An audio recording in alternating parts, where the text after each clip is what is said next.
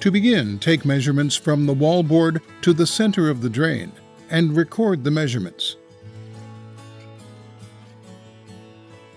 Next, dry fit the foam panels in the shower pan area and adjust if necessary. Then, dry fit the flange adapter.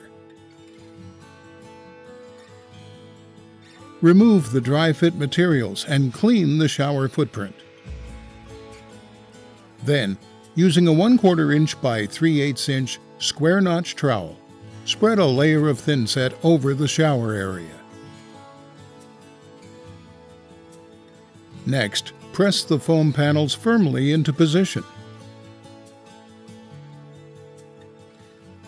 Walk on them to apply pressure to achieve full coverage bonding. Install the curb. Apply pressure to achieve full coverage bonding. Next, secure the curb with provided T25 lag screws and anchor from above in a wood construction application.